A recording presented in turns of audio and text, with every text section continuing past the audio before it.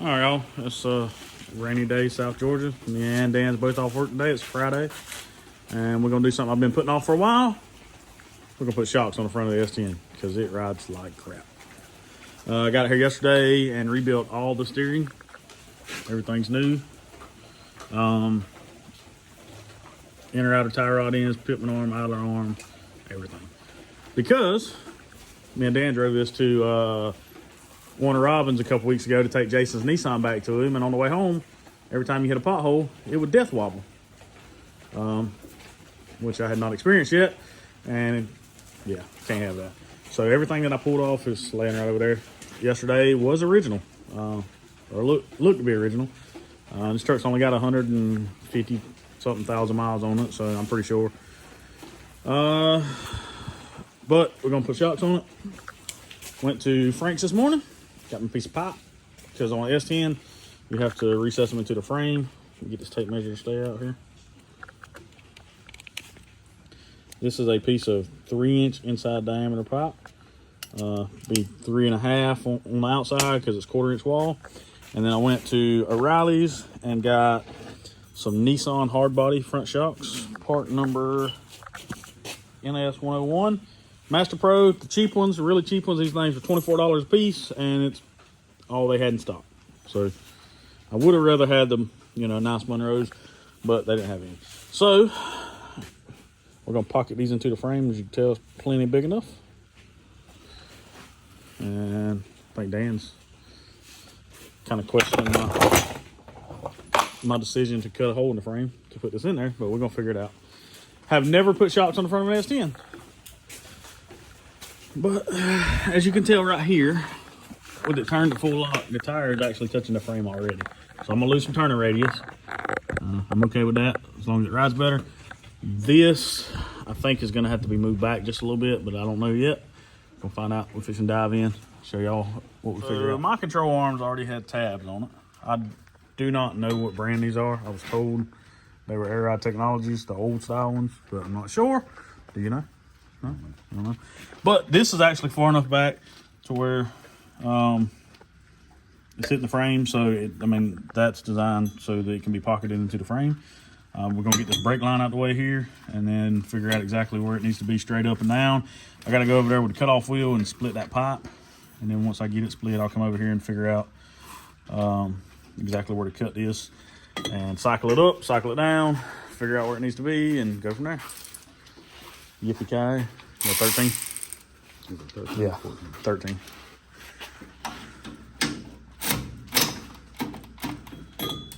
Using muscles. He's so strong. He's my handsome little boy. All right, so got my pipe, got it marked. I'm gonna split it. Use one side for one side for the other side. This piece I got him to cut it a foot long, which is gonna be more than I need, but I wasn't 100% sure how much I was gonna need. So we're gonna cut it, figure out where we need to pocket it, and then cap the end with a hole. That way, we got a place for the stud to go in. I'm gonna spend the next hour cutting this with a cutoff wheel. So y'all pray for me.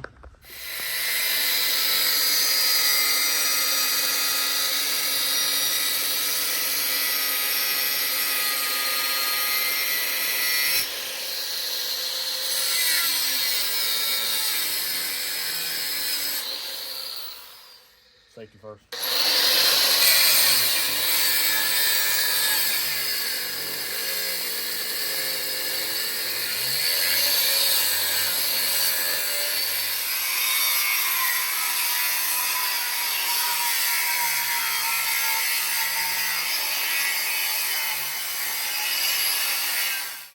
One eternity later.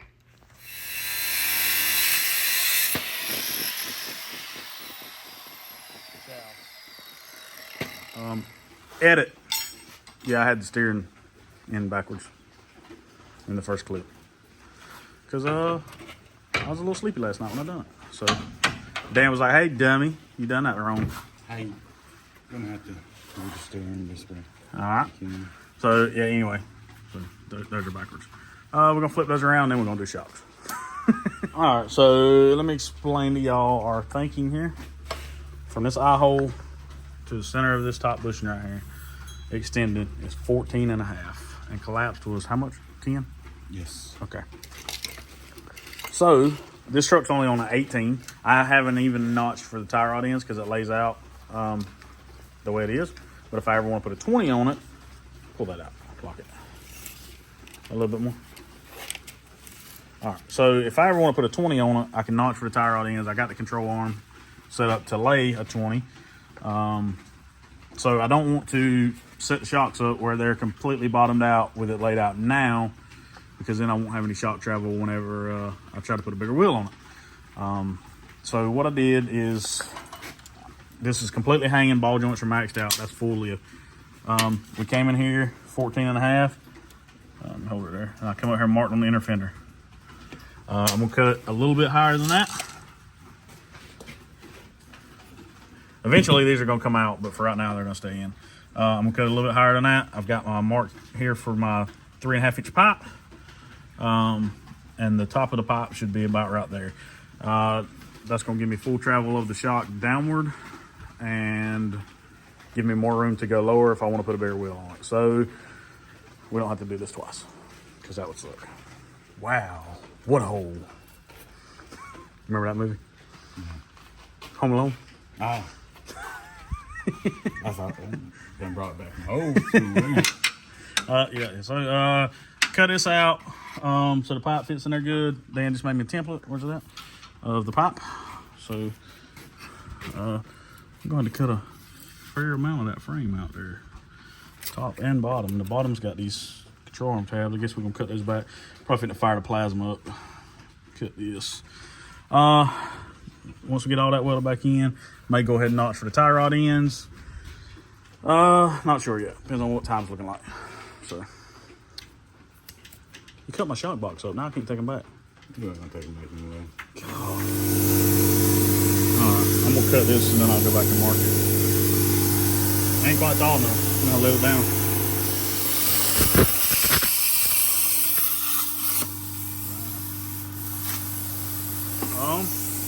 What just happened?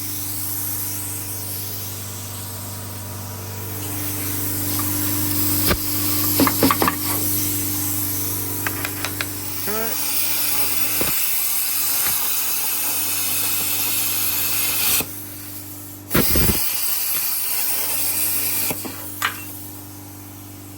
That's probably not good for the tip.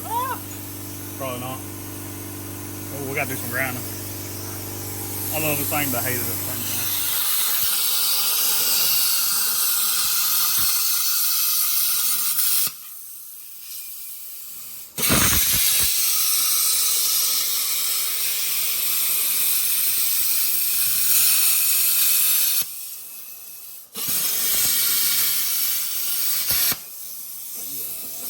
Can't really see, but we're gonna try it.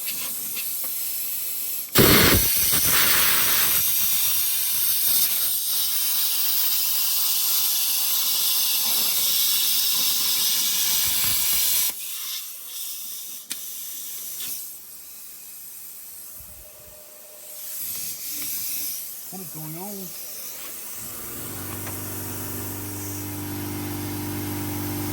Let me grind down before you show all the people that. Come on, man. You know better. Man, you got to give them the before, middle, and after. It's wrong. It's definitely wrong. I mean, because when they go.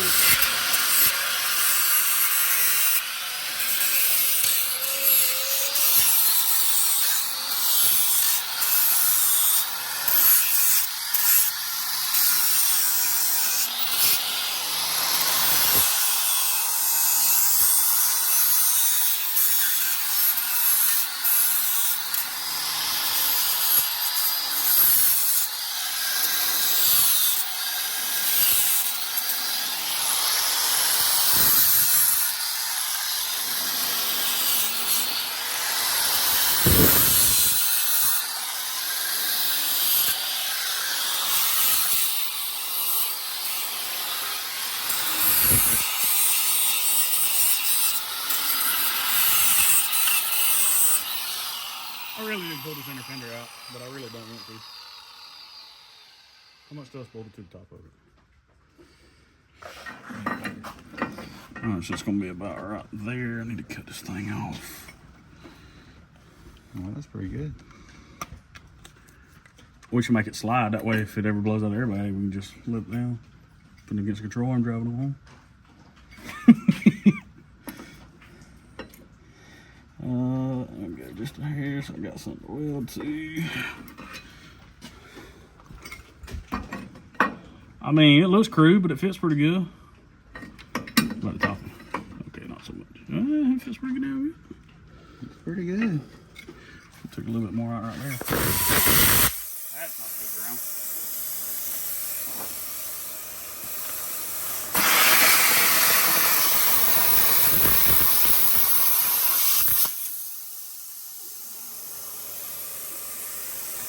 My work table moves and I don't like it. Man, that looks like something Chandler done. Man, you drew this template, so if it's wrong, it's your fault.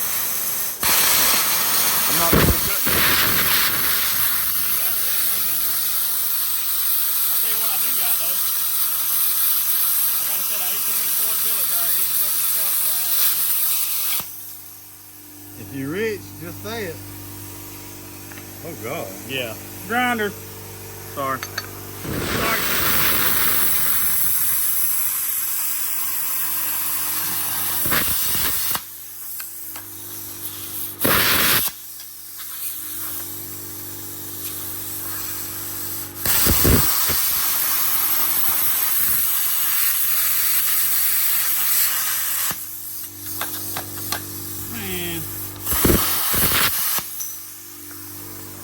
Just so you know, That one's better. Just so you know, I'm gonna edit all that out. You're not gonna see that.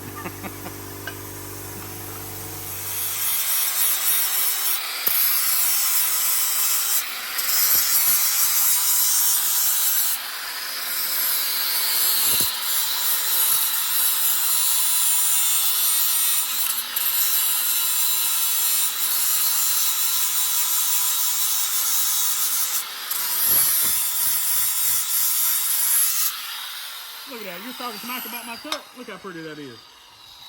All it took was a flat disc. So we got the inside tacked here. I'm gonna weld the outside, and then I'll probably weld the inside too. And then I gotta pop a hole in it for the top of the shock, and then weld it in the frame. I'll do a little bit more cleaning up here. I didn't get all that slag off there. Just cut my finger out.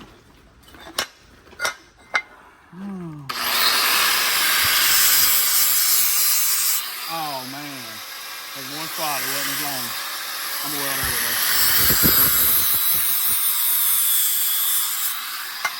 Look at that, that's terrible. Stupid plasma tape.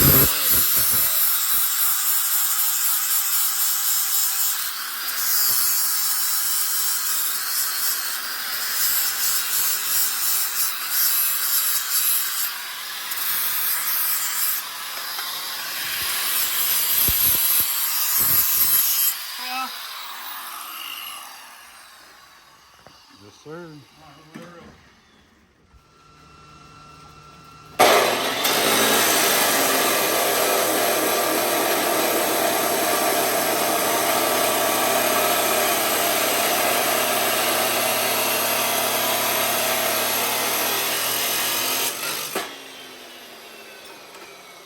Alright, so we just drilled a hole in the top of this.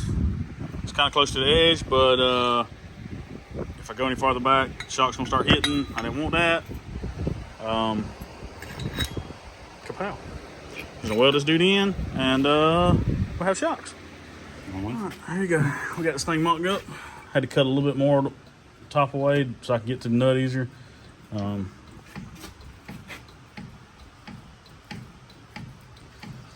It is coming out a little farther as it goes up, but ain't really much I can do about that because those was already welded to the arm, besides cut them loose and move them back. And I think the farther back we would go, the less effective they would be. So that's it. Beautiful. And it still got, let's see,